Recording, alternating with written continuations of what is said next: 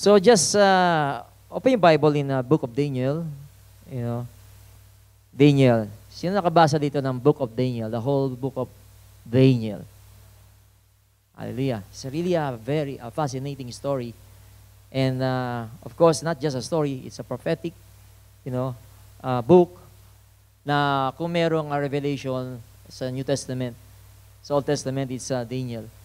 I mean, makita natin sila. They're really, prophetic book. At just a recap, ito po yung kung saan the southern kingdom or Judah, amen, kasi nag-split ang Israel after nung mawala si Solomon. Amen, nagkaroon ng split ang kingdom of Israel. Nagkaroon ng southern kingdom at northern kingdom.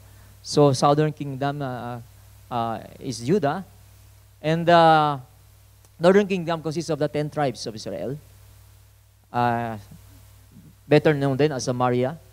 Amen. And what happened is the southern kingdom, which is napaka-wicked niya.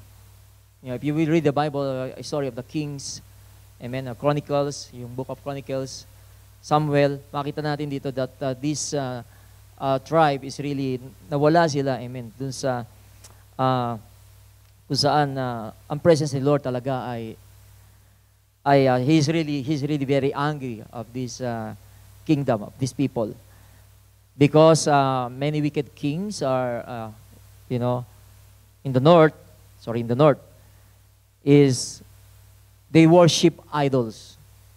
Amen? At sabi nga ron, may isa ron sinabi si Lord that kung gaano karaming streets nyo, gaano karami yung mga idols ninyo. Ganon sila. Because Jerusalem is in the south at nandun yung temple. Kaya nangyari, because kagalit nila yung magkagalit ng south at saka north, nag-create sila ng kanilang mga altars doon. Amen, sa lugar na yon. At yun nangyari, nawala sila. Amen. At during 722 BC, they were exiled to Assyria. Sila ay kinonquer ng Assyrian kingdom of Assyria because of their rebellion, of course, and unfaithfulness. And they've been exiled there for 722. And what happened, scattered sila. That's why, kung marinig yung minsan, tinatawag silang lost 10 tribes. Na-scattered sila. At eventually, Northern Kingdom also is, may mga kings din na kung saan naging wicked. At andoon si Lord, He sent prophets like Jeremiah, Isaiah, to warn the king or the kings sa south, Judean, amen. At what happened is God sent prophets warning them what will happen to you if you continue to be in rebellion to God and unfaithful to God. And hindi sila nakinig. They are stubborn, they didn't listen, they still worship idols, they don't trust God, and yun ang nangyari. Na-exile sila sa Babylon. Okay? And God told through the mouth of the prophet that they will be there for 70 years in exile sa Babylon. At ito yung istorya. One of the book is in Daniel. Makita natin dito how they were exiled in that land. And it started, makita natin sa chapter 1 of Daniel, in which in the third year, sabi dito, in the third year of the reign of Jehoiakim, king of Judah, Nebuchadnezzar, king of Babylon, came to Jerusalem and besieged it. Nebuchadnezzar. Amen. He's a king of Babylon, na kung saan ay binisiege nila, pinaligiran nila ang Jerusalem. Eventually nga, na-capture nila ito. At the temple that was in Jerusalem was actually ransacked by Babylon army. Kinuha nila lahat ng mga gold, binili nila sa kanilang temple at pinagin nila sa mga temple, of course, sa mga gods nila, in-offer nila sa gods nila. And really, when you read Jeremiah, especially when I was reading Jeremiah, you know, I cry in my heart, you know, what happened to the temple of the Lord, kung saan they burned the temple, talagang yun nga, sinira nila ang temple, yung sacred place in which they worship God, in which yung grandeur niya, kung saan made of gold ang karamihan sa mga items doon, materials doon, ay ganun ang ginawa nila. I mean, masabi natin in Tagalog na binaboy nila yung temple. And it's really, for us, makita natin, ganun ang nangyari. At hindi lang yon, maraming namatay, people died, and they took all those noble people, you know, ganun ang gera eh. Especially in ancient time. What they will do is, you know, people, they will influence those people na kung saan kanilang sinakop para baguhin ang culture nila, para baguhin yung kanilang kung saan yung belief nila. And in chapter 1, dito natin makita that Daniel and his three friends, Hananiah, Mishael, and Azariah, amen, which is popularly known as Shadrach, Meshach, and Abednego, was what? Commissioned by the king na kung saan sila ituruan to understand yung kultura ng Chaldeans or the Babylonians. At yun yun, nag-appoint sila at nag-provide ang king ng mga delicacies niya, amen, and wine to drink, sabi doon, to train them, amen, that they might serve before King Nebuchadnezzar. Okay?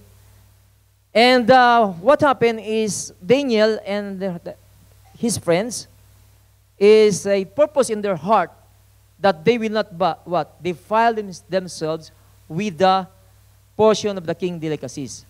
Kung saan? Because may mga pagkain ng mga Israelita that according to the law, the mga unclean animals na hindi dapat nila kinakain, right? Amen? At hindi lang yon, of course, they also purpose na hindi sila, that they will not drink wine, and requested the chief of the eunuchs, that they might what? Nag-request sila na kainin lang nila is mga vegetables. Para hindi nila masuway yung batas, amen, ng Jewish law. Amen.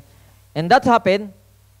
Alam natin yung istorya, you know, at na-prove na with this, yung kanilang mga kinain nito, hindi sila defile ng kanilang sarili, at dito rin natin nakita na kung saan that God gave them knowledge and skill in all literature and wisdom. Amen. Na hindi kailangan na yung kainin yung mga bagay na yon, but through these vegetables and water lang ininom nila, not wine, ay pinakita doon that they appeared to be what? 10 times better or healthier sa mga kasama nila na nag-train, amen, to serve the king. And not only that, because God is with them, these 4 young men, ano nangyari? Ang sabi nga ron, God has given them knowledge and wisdom.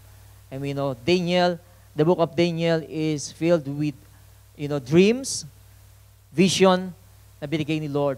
Amen. Na makita natin dito, mababasa natin dito, hallelujah, kung saan God is the one who's directing the affairs of men. Right? So let's start. Una sa lahat, the title of our message today is Because of Who You Are. Amen. Because of who you are.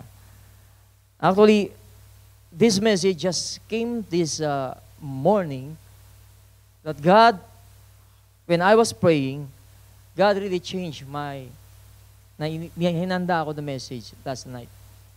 You know? And He spoke to my heart through the song na kung saan, I remember that song, na sinasabi, I will worship you, I will praise you because of who you are. Not just because of all the mighty things you've done. Kasi dito kay Shadrach, Meshach, and Abednego, amen, ay tinest yung kanilang faith. You know, yung ating team ngayon, yung binasa natin kanina. tinest yung kanilang faith na kung saan Nebuchadnezzar, who was called King of Kings actually, Nebuchadnezzar, yung time niya. Because Nebuchadnezzar and the Babylonian Empire or army is we can say that they are very powerful. Amen? Ang Babylonian Empire. Nag-rule sila, amen, masabi natin na the whole world because of their power. Yun yung position nila during that era. And what happened is, kung titingnan natin, babalikan natin ng Babylonian, it started in Genesis. Do you know the story of Tower of Babel? Tower of Babel. Right? After the flood, ano ginawa ng tao? They still have one language during that time. And they purpose in their heart na kung saan mag-build sila ng tower that will reach up heaven. Okay? That will reach up heaven. Okay? Dumami yung tao after Noah. Dumami na rin yung tao. And yun ang nasa isip nila. That nagkaroon ng flood uli, amen, hindi na sila madidestroy. Because meron na silang tower na kung saan ay kanilang binil for themselves to reach up to heaven. At dito natin makikita that this started, yung significance ng Babel is about rebellion, is about pride. Amen? It's about rebellion, it's about pride. Because God actually told Noah, amen, and his family, that he will not destroy again the earth with that kind of flood, right? Remember? That's why nagbigay siya ng rainbow as a sign of his covenant to the people. Right?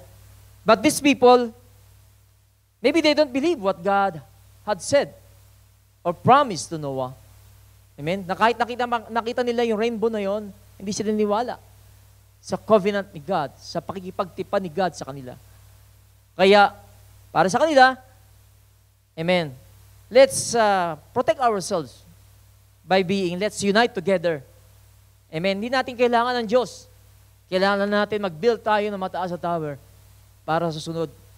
Amen. Bumahaman, ay hindi na tayo madidestroy. Of course, because of that, when God look at them, amen, doing this thing, because all their plannings, all what they're doing, is they're doing it for themselves. Hindi nila sinama si God sa kanilang mga plans. That's why when God saw them, amen, in Genesis 11, anong sabi doon? God confused their language. Kaya tayo magtataka ngayon, ba't ang daming dialect, ang daming languages? Nag-umpisa po yan doon sa Genesis 11. Amen?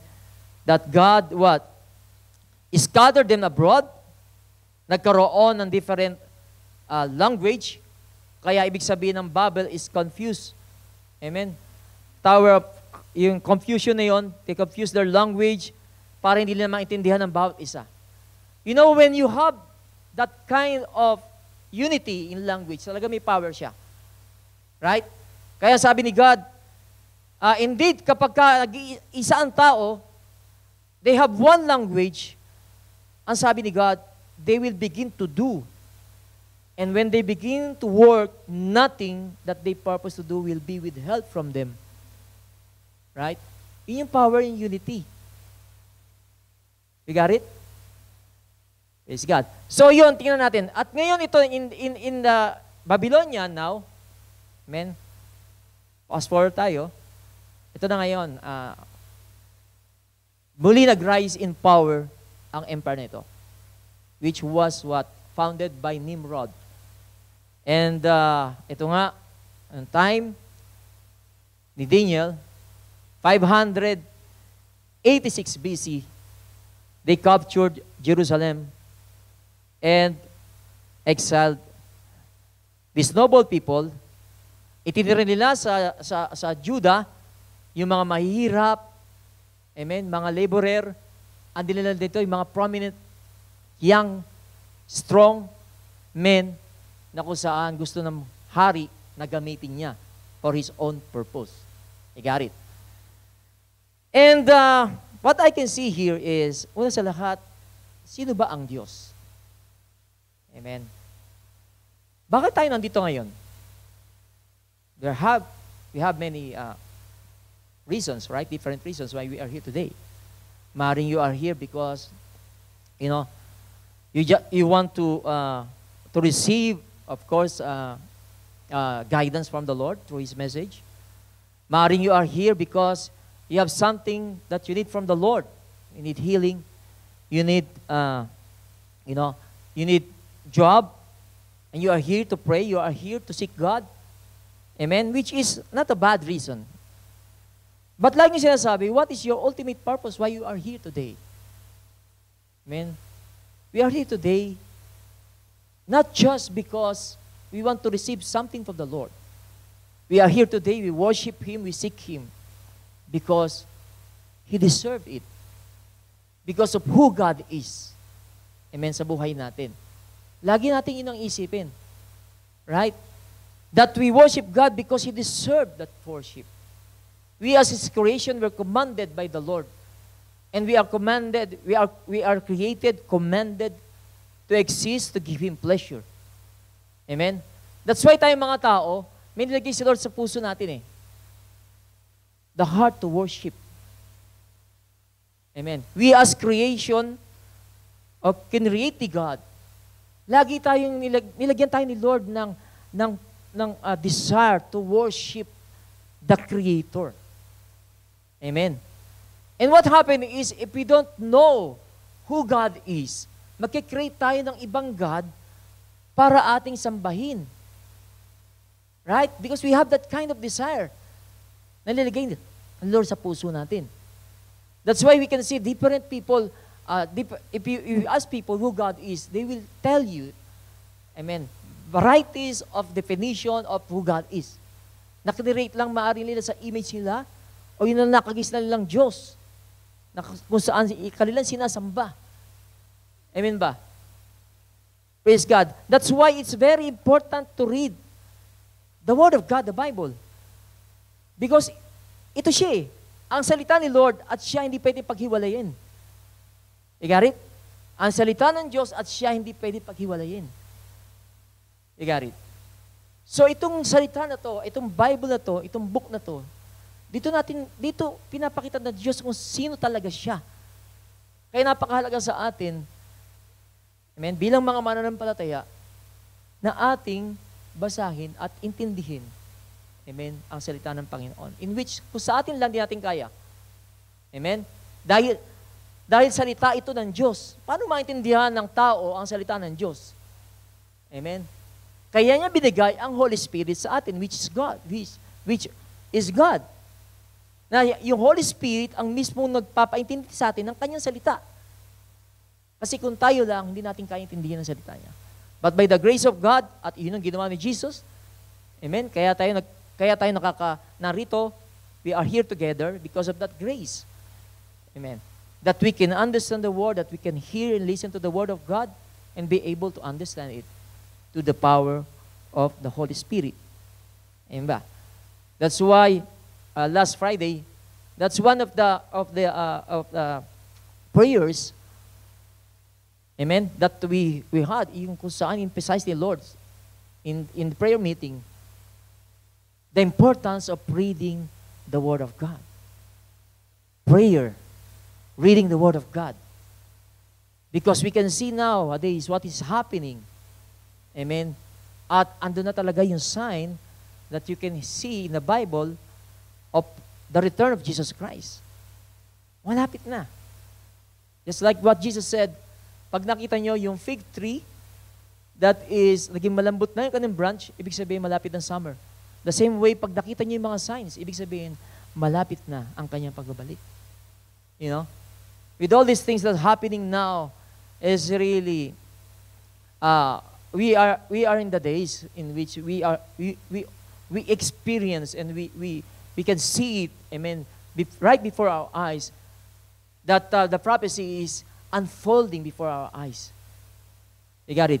Kaya, napakahalaga talaga na tayo nagbasa ng salita ng Panginoon because it's a prophecy also that said in the last days, there will be famine of the Word of God. That you want to come to hear the Word of God, you will come to read the Word of God, Amen? Magkakaroon ng famine, tagsalat. Maghahanap ka pero wala kang masusumpungan. Amen? Praise God. And can you imagine yung privilege of everyone who is here today? That in this land, we have the freedom to carry our Bible, to read our Bible. Kaya lang marami sa atin ang nanineglect ang napakagandang gift sa atin ng Panginoon, ang Kanyang salita. Let's proceed. Amen? Because of who you are. So yun ang title na in-impress sa akin ng Panginoon at yun pag-aaral natin ngayon. Amen? Through the book of Daniel, what God is saying about who He is. Amen? At usipin natin, bakit parang ang hirap, ang dali namang intindihin kung sino siya. Amen? Sa book of Daniel. Kasi parang nagkasala sila in exile and ganun si God. Pinarusahan sila. Maring iniisip natin, right? Una sa lahat, sa Daniel 1:1-2, yung kanina binasa ko, sabi niya rito, in the third year of the reign of Jehoiakim, king of Judah, Nebuchadnezzar, king of Babylon, came to Jerusalem and besieged it. And the Lord gave Jehoiakim, king of Judah, into his hand. Kaninong hand? Kay Nebuchadnezzar. Haba naman ang pangalan niya. Nebuchadnezzar. Okay? And sabi, with some of the articles of the house of God, kinuha rin niya, which he carried into the land of Shinar to the house of his God. And he brought the articles into the treasure house of his God. Mapansin natin, is small letter G. Amen. Hallelujah. Ibig sabihin, these Babylonians are pagan. They don't believe to Yahweh. In Yahweh. They don't believe in Him. These are pagan people, pagan nation, na sila ay may mga Diyos-Diyosan na sinasamba. Yun ang kanilang kultura. Okay? Yun ang kanilang, masabi natin na kinalakihan na kultura. But, who God is? Sino ba si Lord? God is the only God. Amen? Kilala niyo ba si God na He is the only God? That there is no one like Him? That there's only one Creator? Amen? God is the only God. At yung kanginang binasa natin sa Daniel 3:17-18, sabi dito, sa bibig ni Shadrach, Meshach, and Abednego, actually yung Shadrach, Meshach, and Abednego ay ipinangalan kay Hananiah, Misael, at Azariah ng hari. Kasi ibig sabihin ng Shadrach, Meshach, at Abednego ay pangalan ng kanilang Diyos-Diyosan. Okay? Pangalan ng Diyos-Diyosan. And if you were going to read the story, is they were what? Si Daniel and his friends, naging mga leader sila. Amen? Mga governors ng different provinces. Ganun sila. Because nga God has put knowledge in them, kaya sila ay naging mga importanteng mga kabataan na kung saan nagli-lead. Amen. Appointed by the king himself. And ito si King Nebuchadnezzar, he had a dream. Ano yung dream na yon? Hindi ma-explain ng every magician, amen, ng buong, yung mga Babylonian magicians, o tinatawag nilang mga, hallelujah, mga wise men, hanggang sa, hallelujah, ang hari nagdeklara, pag hindi niyo na-interpret ang dream ko, lahat kayong magicians ay papapatay ko. At including doon si Daniel at yung tatlo niyang kaibigan. Kasi they were what? Wise men. Sila yung mga wise man o mga advisor ng king. At sabi ng mga magicians, sabihin mo sa amin yung dream mo. And then we will explain to you kung ano yung dream mo. Sabi ni Nebuchadnezzar, wag niyo ako lokohin. Matalino si Nebuchadnezzar. Sabi niya, if I will tell you my dream, of course, magkikreate ka lang kayo. Amen. Ng mga interpretation ng dream ko. Para ko malaman talaga na alam ninyo, hindi ko sabihin sa inyo yung dream. Amen. Kayo mismo tumuklas sa aking dream. Kung hindi, binigyan siya ng timeline. Pag di nyo na-interpret, I will kill all you wise men. At nakarinig kay Daniel na lahat. And Daniel prayed to the Lord. Kasi madadami sila eh. They will be killed because of that decree of the king. And yun nga, God revealed to him the dream. And the dream talks about the kingdoms and the coming kingdoms. Amen? Nakita doon sa ni-reveal ni Lord kay Daniel, kahit hindi sinabi ni Nebuchadnezzar sa kanya, ni-reveal kay Daniel ni God kung ano yung dream ng hari. And he went to the king at sinabi niya lahat at hindi lang yun, yung interpretation ng dream na yun. And when Daniel, faced the king, nakita natin dito yung humility ni Daniel. Right? That he said that the interpretation does not come from man, but from God. The God in whom he served. And it is a dream kung saan, if you will see there, amen, that,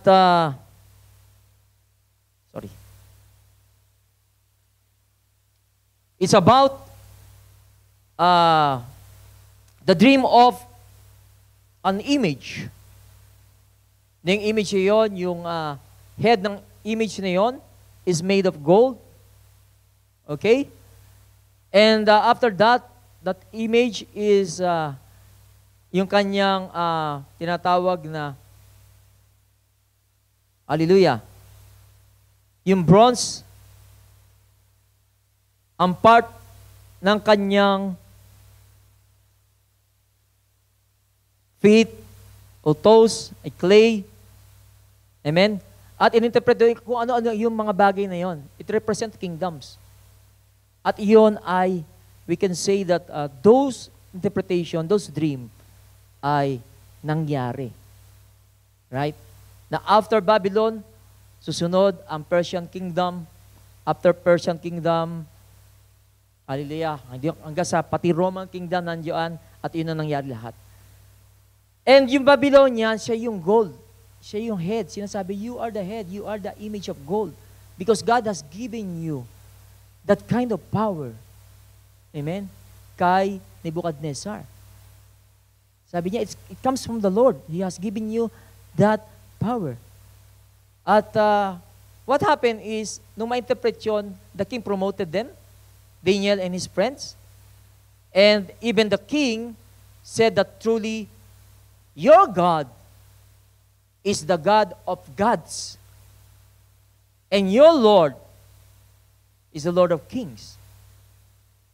What we can see there, na the fact na kinlaim niya na may talagang Diyos, hindi niya kinlaim na Diyos niya siya. Nakuha ba natin? He claimed that the God is the God of gods, the Lord of kings. Siya yung God niyo. Niya sinabing, He is my God. Ganon si Nebuchadnezzar. Ganon siya ka-proud. Okay? And what happened is, after that, nagkaroon siya ng idea. Ako pala yung gold. Kaya nagtayo siya ng image, 90 feet high. It's about 9-story height of building. Ang image na ginawa niya, His image. A golden image. Na kung saan nagbigay siya ng decree that everyone, pag narinig nyo yung musical instruments, everyone should bow down to my image. You got it? Hindi na God of gods, kundi siya na yung naging gods. Isa sa mga God. Small g. Ang tao, lahat ng nation, sabi niya, lahat na nasa kupang ko, when they hear that musical instruments, you will bow down on your knee and worship that idol. Isn't it? Hallelujah. While the Bible said, you shall not have no other gods. You shall not have other gods before me. At ito yung warning ni what? Ni God through the mouth of Jeremiah, nung nandun pa sila sa Judah, that Jeremiah for 40 years had been warning the king. Amen? He's been there, amen, prophesying what will happen. Kailangan kayo mag-repent. You need to repent and turn to the real God. Amen? To be faithful to Yahweh, the only God. At sabi diyan ni Jeremiah, do not go after other gods to serve them and worship them. And do not provoke me to anger with the works of your hands, sabi ni God. And I will not harm you. Look at it. Listen. Sabi dito 7, yet you have not listened to me. Sabi ni God, yet you have not listened to me, says the Lord, that you might provoke me to anger with the works of your hands to your own heart. Right? To your own heart. God is the only God. Amen. And, yun naman sabi natin na the oldest sin in the Bible is the sin of idolatry. Right? The sin of idolatry. When I was beginning to read the Bible, nung bago pa lang ako Christian, ito agad tumatak sa isip ko. That idols that we worship, the image that we worship, is actually became a curse sa ating buhay. Became a curse to your family, to your life. Amen? And kung magpapatuloy ka, it will also, amen, to generation and generation ng mga sumasamba sa idol. Praise God. So, God is the only God. And, hindi lang mga image ngayon. There are so many things nowadays na pinoform natin yung God na hindi naman siya yung God na nandito sa Bible. Right? Kaya kailangan malaman natin kung sino talaga si God.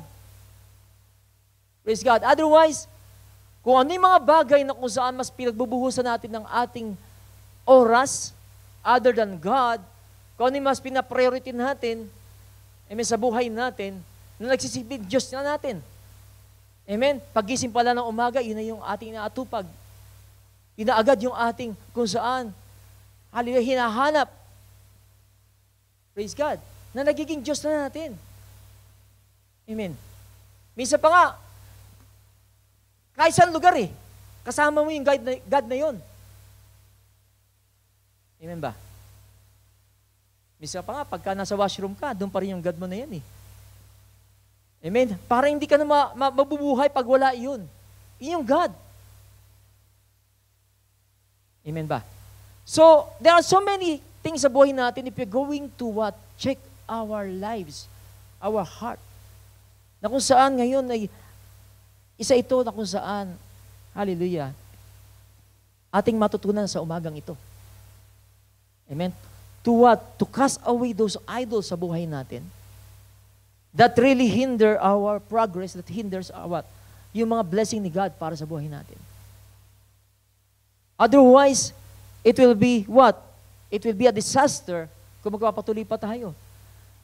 That even maybe God is telling you and warning you many times, amen, just like Jeremiah, but God is telling you, you're not listening to me. Right? So, because of God is, at sa kanyang pagiging what? Just and righteous God, is, tinupad niya yung kanyang sinabi. They were what? Exiled to Babylon. Amen. Because of God is, because He is just and righteous, at sinabi yan sa Psalms 145, sabi, the Lord is righteous in all His ways and faithful in all He does. Hindi natin siya pwedeng kung saan,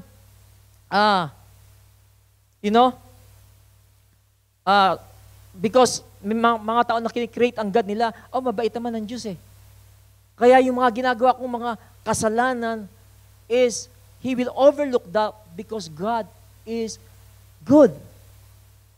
Amen. God is forgiving. And then we are creating that kind of God, na God is not just. Amen ba? Have you heard some people na kung saan hindi sila naniniwala na dadalhin talaga, na ang Diyos talaga ay hindi dadalhin ng tao sa impyerno? Wala mapupunta sa impyerno. Because they are thinking that their God is the God of love. But they don't know God, who is the God who is just and righteous. Amen. There are so many pages in the Bible. Amen. Talks about the righteous God and the just God. The Bible says, the wages of sin is death. Amen. The wages of sin is death. Yung kasalanan natin. Maraming tao, they don't believe in God because they said, kung may God, bakit may suffering? Amen. It's not about the who, it's about the what. Ba't nagkaroon ng suffering? Because of our sins. They are creating the God na kung saan the God is the God of love, na hindi dapat siya kung saan ipinapunish ang tao. Dahil kung talaga siya mapagmahal, maintindihan niya tayo na nagkakasalang tao. But that is not what the Bible represents God. Hallelujah. So, this is what happened to them. Sila ay, because of their sin, ito yung naging consequence nila, at sila ay na-exile sa Babylon. And of course, the righteous God also promised that after 70 years, God will bring them back, amen, to Israel. Kaya nung time ni Ezra, ito yung time na kung saan they are returning back to Israel. At sabi dito ni Ezra, isang bagay doon, O Lord God of Israel, you are righteous. You are righteous, for we are left as a remnant, as it is this day. Here we are before you in our guilt, though no one can stand before you because of this. Amen. Ezra realized that God is just because God will not lie. Whatever He said in this word, it will come to pass. Amen ba? Because of who He is. Kaya tayo may mga nangyayari sa buhay natin na perhaps hindi natin naintindihan. Why God? Why I am suffering from this, amen, situation? Right? Tulad natin, para tayong mga exile din eh. Nakita nyo ba? Ba't tayo nandito sa bansang ito? Amen? Nalayo tayo sa bansa natin, tunay na ating kinalakihan bansa. Pero nandito tayo mga Pilipino. Right? Sa tingin nyo, bakit? Of course, may divine purpose si God. Right? We've been living in a foreign land. It's because na rin sa kahirapan sa Pilipinas. Amen? Because of less opportunity sa Pilipinas, that's why people are going to abroad. Praise God. But God is sovereign and all-powerful. Yun ang Diyos na kung saan, nung sinabi ni Daniel, amen, nung in-interpret ni Daniel, yung isang dream naman kay Nebuchadnezzar, sabi dito, ni Nebuchadnezzar mismo, at the end of the time, I, Nebuchadnezzar, lifted my eyes to heaven and my understanding returned to me. And I blessed the Most High and praise and honor Him who lives forever. You know what happened to Nebuchadnezzar? When Nebuchadnezzar was bragging about what his accomplishment, amen, about the beauty of what he was doing, about the kingdom that is prospering, when he claimed that because of his own strength and ability, God humbled Nebuchadnezzar. The story happened is, he became what? Nasiraan siya ng bait. Amen? At sinabi ito, binigay na warning, ginamit niya si Daniel to warn Nebuchadnezzar na magsisi. Na huwag siya maging proud. That you need to acknowledge God na kung saan siya nagbigay sa iyo ng lahat ng kapangyarihan niyan. Kung ano nasa sa iyo, Nebuchadnezzar, ay galing sa Diyos. So you don't have to brag. Amen? And claiming that it's because of your own ability or strength or wisdom, ay nakuha mo lahat ng bagay nito. And God humbled Nebuchadnezzar for 7 years. Amen. Ay hinumble siya ng Panginoon. Ano nangyari sa kanya? Nasiraan siya ng bait at nanirahan siya sa forest at siya ay hubad-hubad. Kinakain niya yung mga damo. Nagmistulan siyang hayop. Ganon siya hinumble ni Lord. Amen. Yung makapangyarihan na hari. Amen. Sa isang sovereign God na all-powerful God. Kahit ano yung mga nasa sa atin, kayang kunin ni God yan. Amen ba? Praise God. That's why it's very important to acknowledge Him and be grateful to Him kung ano man nasa sa ating buhay. Because He's the God who is the one who's ultimately providing for everything that we need. Everything that we have. Even yung oras natin. Amen. Even yung of course, yung bawat hininga that we have, it's just borrowed from God. Amen ba? Praise God. And iyon ay na-realize ni Nebuchadnezzar, sabi niya, when his, yung kanyang isip ay returned to him, after 7 years, sabi niya, I lifted my eyes to heaven, and my understanding returned to me, and I blessed the Most High. See? And praise the honored Him who lives forever.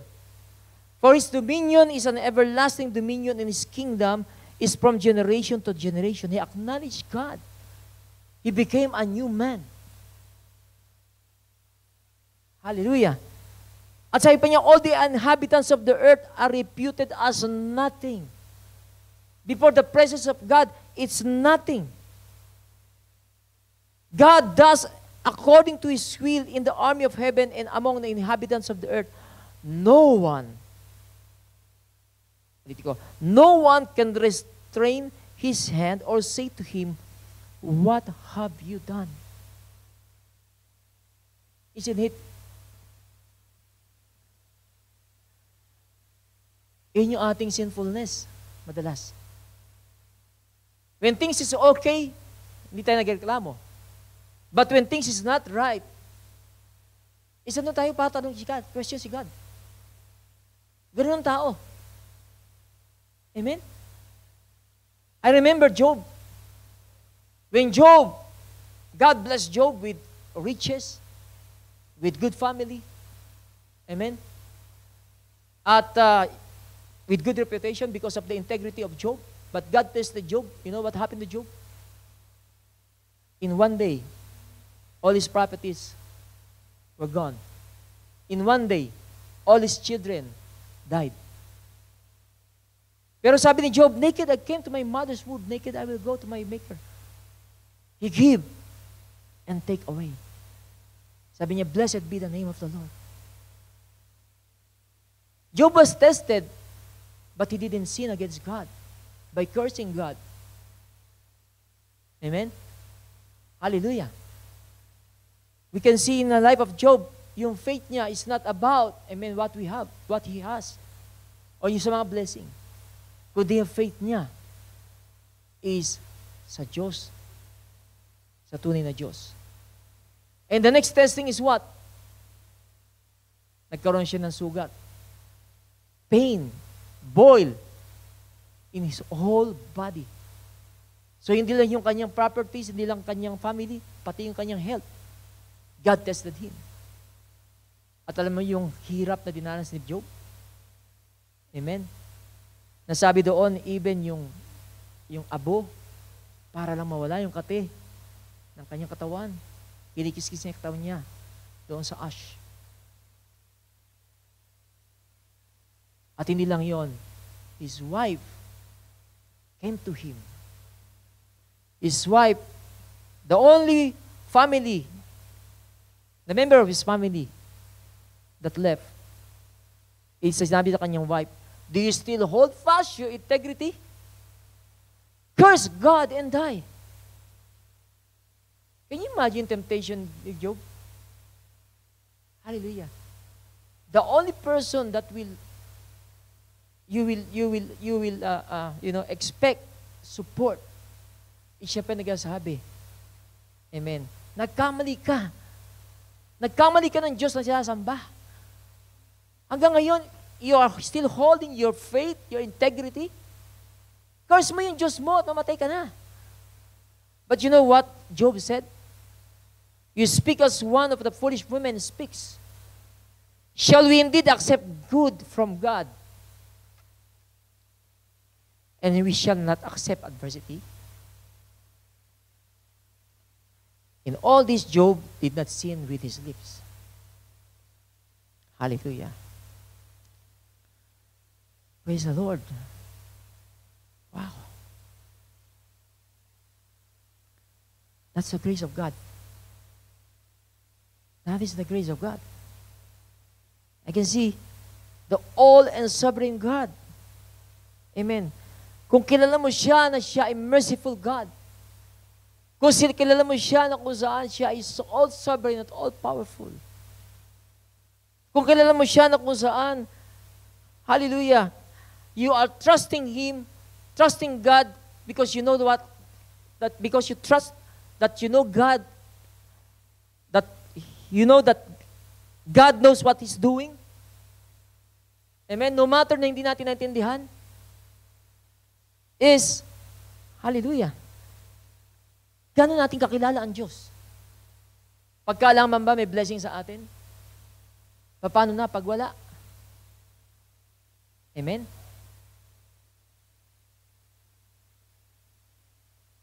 Kasi nga, sometimes we worship God based on what is the outcome of our lives. Depende sa anong situation mo, o anong kondisyon ng buhay natin. Right? Minsan, ayaw mo kumanta kasi nagtatampo ka kay Lord. Ayaw mag-church kasi yung prayer mo hindi na-answer. Amen? Ayaw magbasa ng Bible. Nawawala ka ng tiwala kay Lord. It's because ganun lang pagkakilala natin sa Diyos.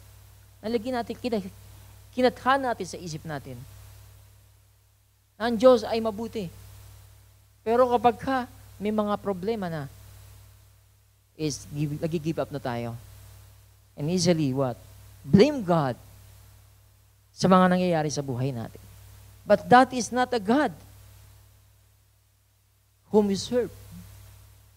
Katulad ni Nebuchadnezzar, thank God, ginamit niya ang pagan king for us to teach us something sa buhay natin. Na yung pagan king, hindi siya naging stubborn. Nung ma-realize niya, amen, sa ginawang discipline sa kanya God, ay na-realize niya na nakilala niya kung sino talaga ang Diyos. You know what? In our lives, things happen to us because God wants to give us what? A clear message of who He is. Minsan kasi hindi natin siya nakikilala pag puro blessing eh. Right? Most of the time, nakikilala natin at lalo na tumitibay yung faith natin when we are in the days of affliction ng buhay natin. Ayan ba? Because of who He is. At dawa, katulad ni Nebuchadnezzar at katulad ni Job. Ano man sitwasyon na hallelujah. Hindi because of our situation or condition, doon natin what? Sinisik ni God. Kundi saliksikin natin siya, purihin natin siya because of who He is. Right? God is sovereign and all-powerful. God reigns in the affairs of man. May mga turuan ako saan after God created everything, the heaven and the earth, iniwan na niya ang mundo. Hindi niya pinakialaman. Hindi po. God is present. God directs the affairs of man. God reigns in the affairs of man.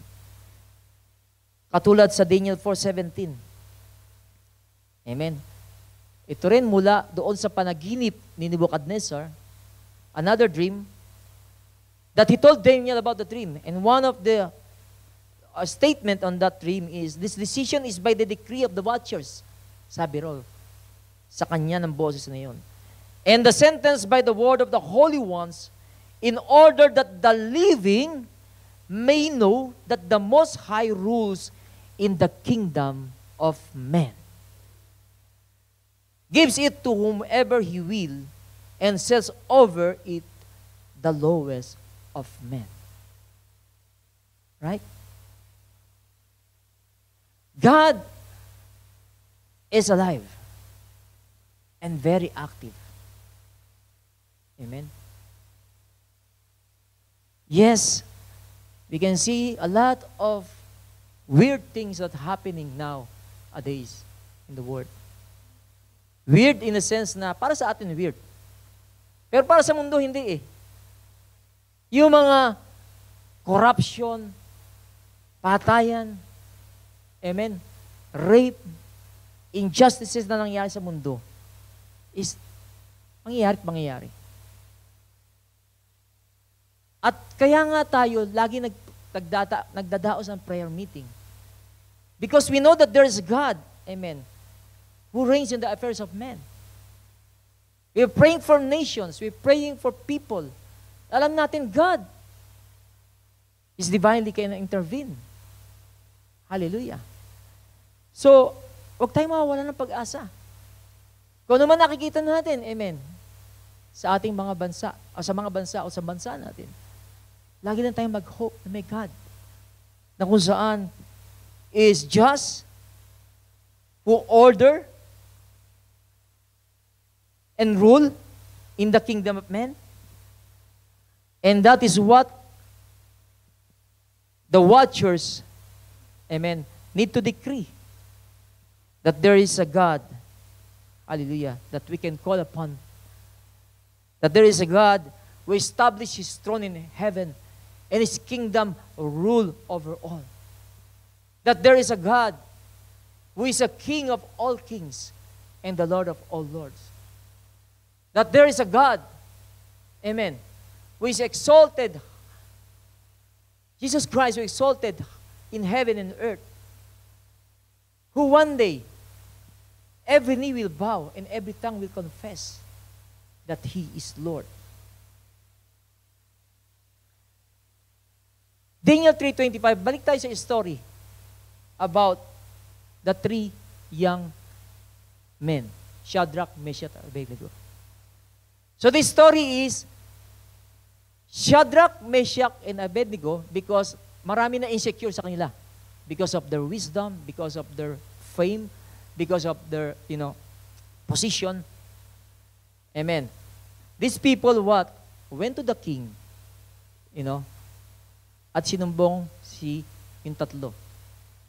King, sabi nila, isn't it you have a decree that when these musical instruments been heard, we should bow down to the image that you have made? The king said, yes. But there are three young men, Jewish young men, who disrespect you, disobey you, disloyal to you, that didn't bow to the image that you made. Amen? And God and Nebuchadnezzar was furious and called these three young men and gave them a chance. Isn't it true?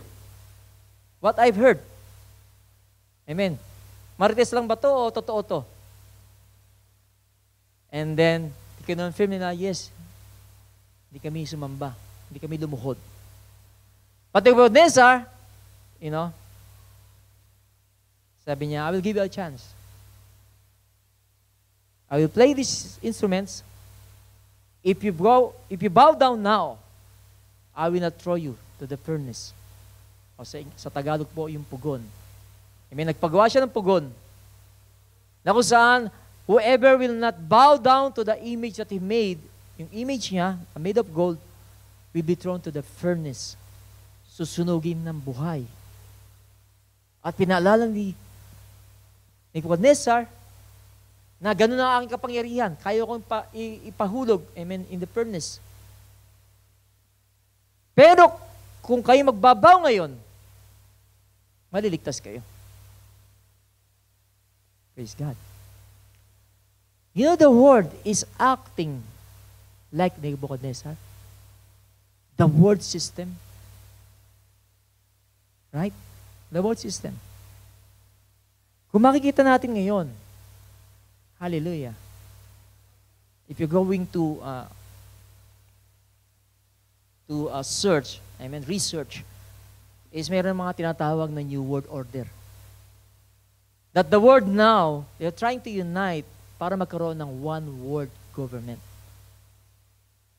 Okay? And then afterwards is magkakaroon na ng tinatawag na tao, ito po yung prophecy, na kung saan mag-a-act Antichrist, ang mga tao ngayon kailangan sumamba sa kanya. And doon po tayo papunta ngayon. If you will notice. Right? I'm not trying to scare you, but I'm trying to what? Give you, amen, knowledge of what is happening now. What happened is, ngayon, if you will not bow down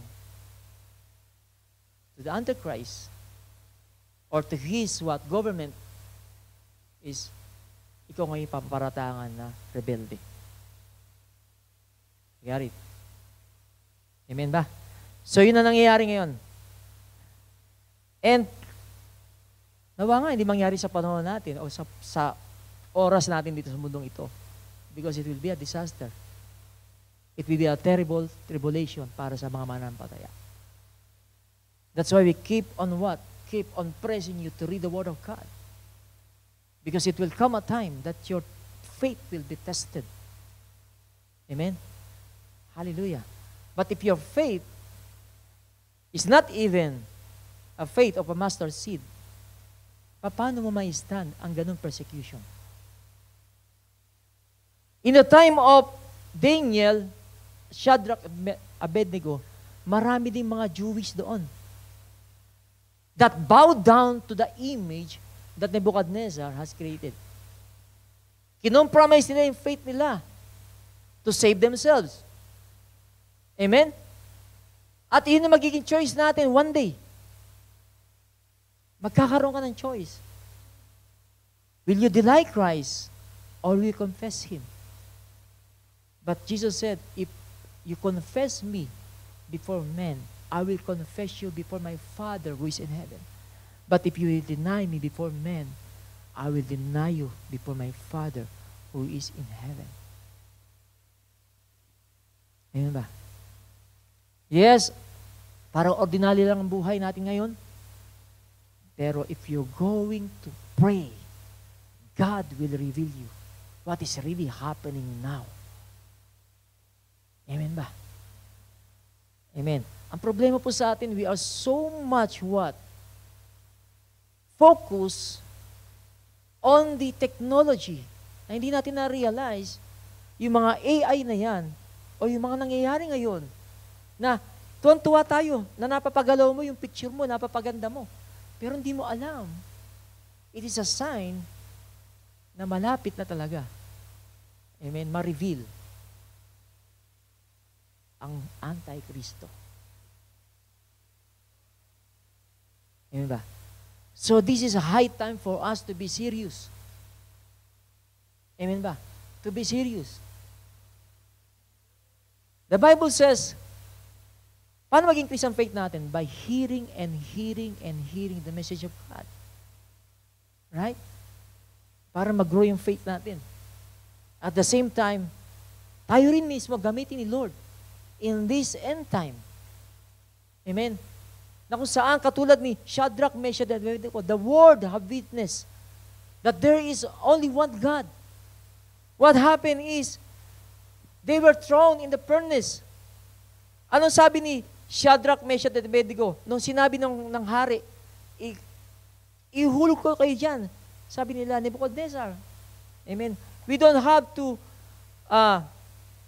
sabi niya, Sabi ng hari, kung hindi kayo magpipaid ng due, o hindi kayo mag-serve sa God, o worship the gold image, I will throw you.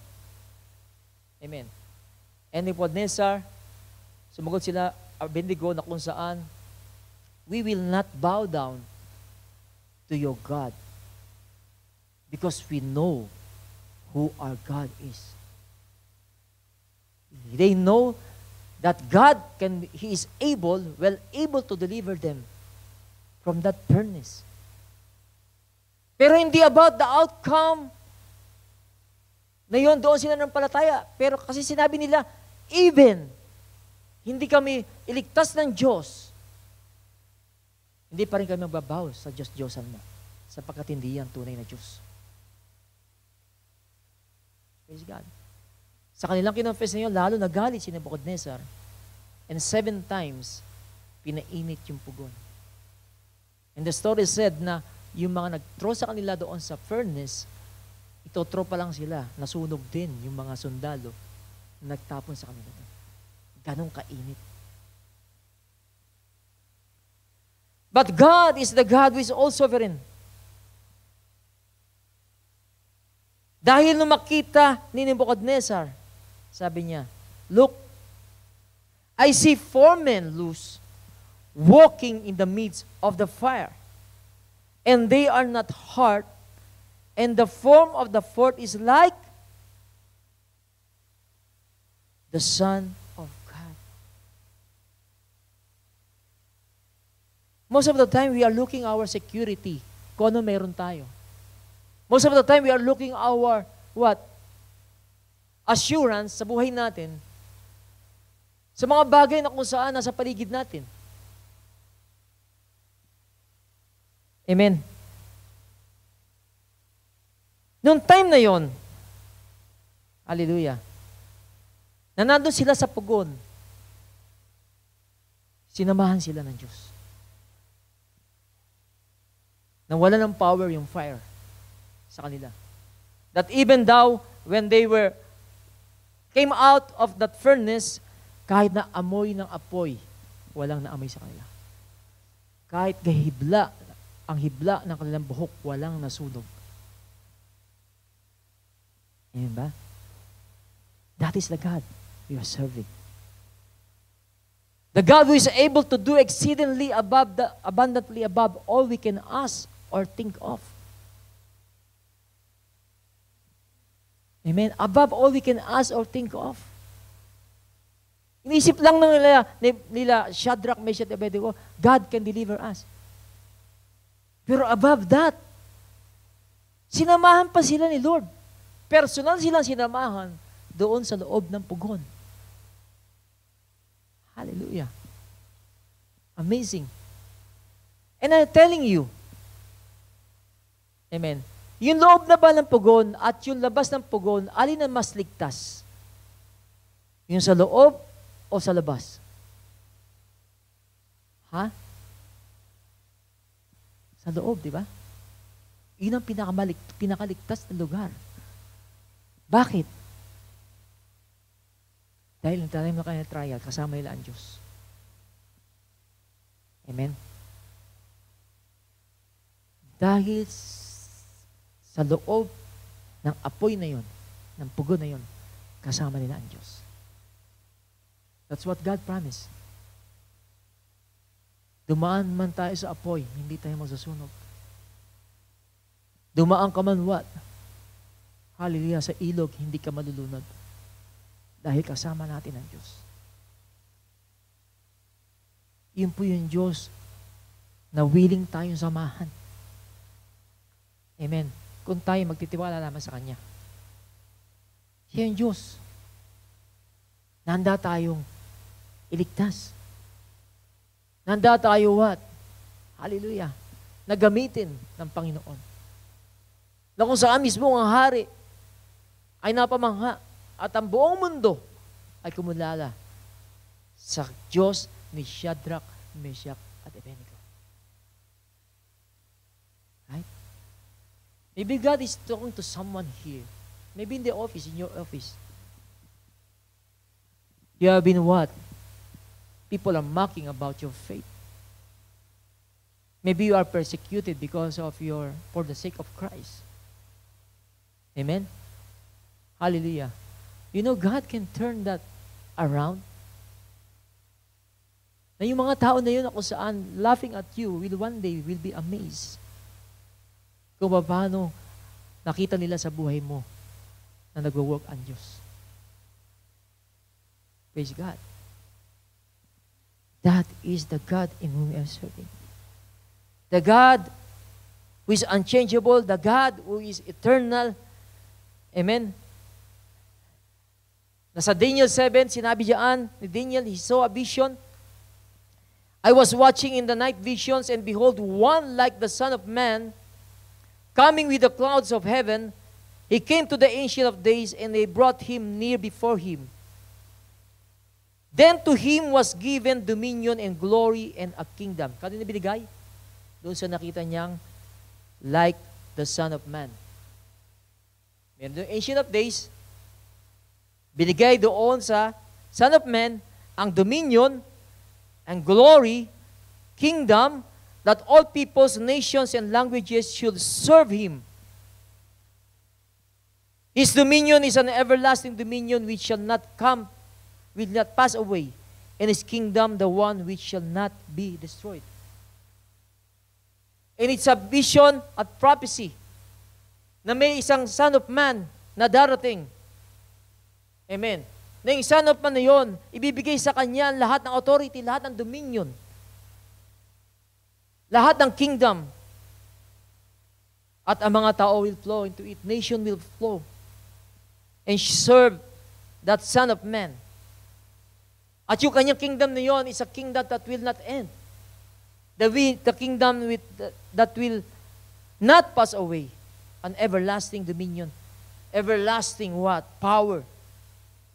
His kingdom, no one will not be destroyed. You know what happened to Babylonian, to Assyrian, to Roman?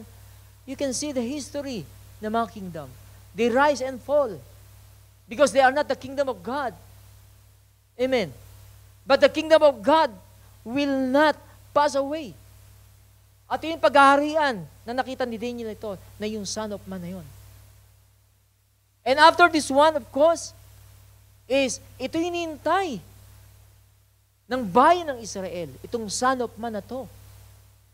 Amen, ang pinrophecy, amen, sa Daniel, ni Prophet Daniel. Praise God. One time, may nagtanong sa akin, bakit si Jesus ang tawag sa kanya Son of Man? Bakit si Jesus tinawag na Son of God, tinawag din siya Son of Man? You know, when you call Son of Man in the time of Jesus, pag narinig ng Israelita ang word na Son of Man, ipinipertain iyon dito sa Daniel 7. Okay? So that when Jesus claimed to be the Son of Man, kung titingnan natin, si Jesus na ating Savior, sabi rito sa Matthew 26, tingnan natin ha. But Jesus kept silent, and the high priest answered and said to him, I put you under oath by the living God. Tell us if you are the Christ, the Son of God. Ito yung humarap siya, amen, sa kangaroo court. Kung saan si Jesus hinatulan in one night, hinatulan siya kamatayan. They brought false witnesses to accuse Jesus of something he didn't do or he didn't say, para lang maparatangan si Jesus. At siya ay mahatulan ng kamatayan. And then false witnesses came, wala nagtatali sa mga kanilang mga kasinungalingan. So hindi nila ma-prove. Ano bang ipalalagay nating krimen dito kay Jesus? Amen? Kaya ginawa ng hari, ng chief priest, ito yung huli niyang tanong. Huwag mo na ako pahirapan. Huwag ka na maging tahimik. Kung talaga ikaw yung Christ, yung Son of God, aminin mo. Look at the answer of Jesus. Jesus said to him, it is as you said. Yes, I am a son of God. He claimed that he is the Son of God. Nevertheless, I say to you, hereafter you will see the Son of Man sitting at the right hand of the power and coming on the clouds of heaven.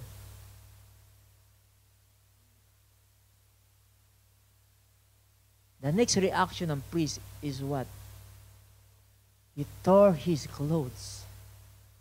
Because when Jesus claimed to be the Son of Man, He's claiming the prophecy na siya yung Son of Man sa Daniel 7. That's why the chief priest tore his clothes saying, he has spoken blasphemy. He's claiming to be the Son of Man.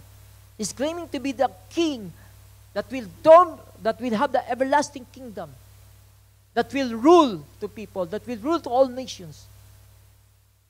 That's why he said, he has spoken blasphemy. Sabi, whatever we have witnessed, look, how you have heard his blasphemy. You know, after that,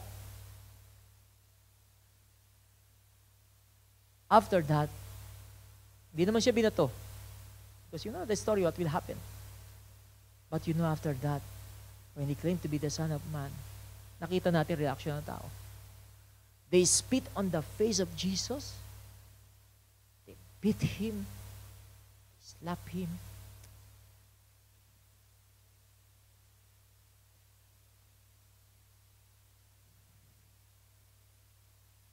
Because they don't know who He is.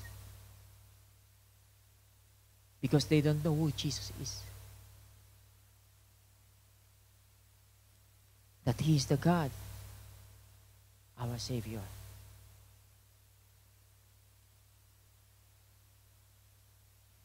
Amen. In Jude 1:25, last week, I don't know if you remember this.